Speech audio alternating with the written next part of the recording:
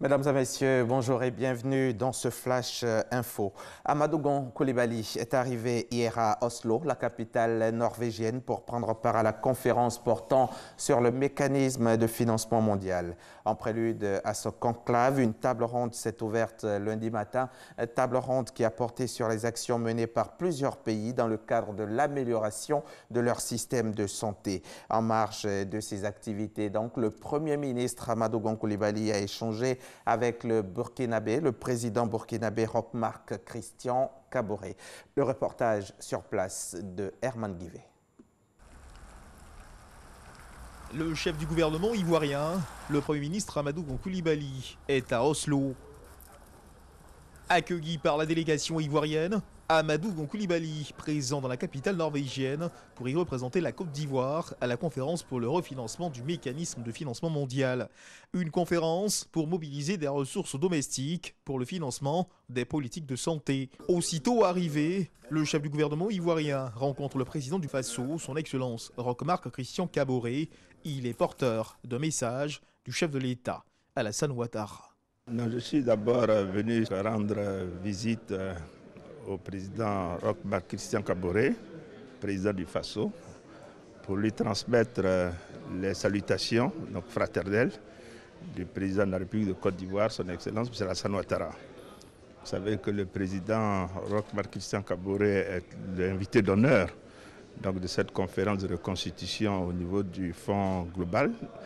Et à ce titre, il avait adressé une invitation au président Ouattara pour être ici à Oslo, et le chef de l'État m'a désigné pour le représenter. Donc avant de rentrer dans mes activités, il était un devoir pour moi de venir le saluer et lui transmettre les salutations du président Ouattara. Nous avons, ce qui nous concerne, à prendre la parole pour dire ce que la Côte d'Ivoire fait en matière de santé, en matière de nutrition, pour les femmes, pour les enfants et les adolescents.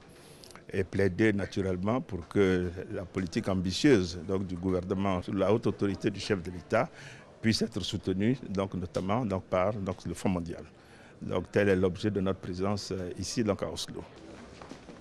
Face donc aux bailleurs de fonds, Banque mondiale et Fondation Melinda et Bill Gates, et devant les représentants venus de plus de 50 pays du monde, le Premier ministre Amadou Gon Coulibaly fera l'écho des actions engagées par le gouvernement ivoirien pour réduire le taux de mortalité des femmes et des enfants. La Côte d'Ivoire se met aux normes internationales en matière de lutte contre le terrorisme. Le garde des Sceaux, ministre de la Justice, Sanson Kambilé, a présenté hier aux députés de la Commission Sécurité et Défense de l'Assemblée nationale un projet de loi qui modifie la loi de 2015. Désormais, toute personne collectant des fonds pour le terrorisme et organisant le voyage de personnes pour des actes terroristes sera condamnée à une peine d'emprisonnement de 5 à 10 ans et une amende de 300 000 à 3 millions de francs CFA.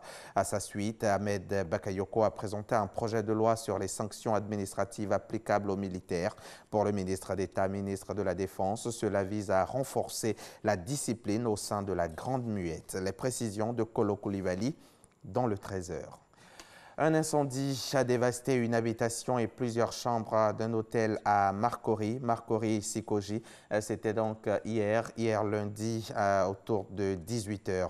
Le feu a été, selon les témoins, déclenché par un court-circuit, laissant toute une famille sans toit. Aujourd'hui, des dégâts matériels uniquement sont enregistrés car les volontaires et les sapeurs-pompiers militaires ont réussi à empêcher la propagation des flammes.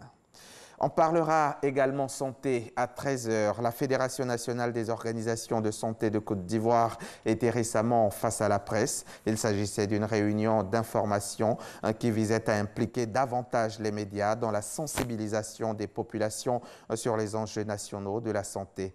Ce sera donc l'affaire de Pierre Dipomelin et Issa Chonayeo.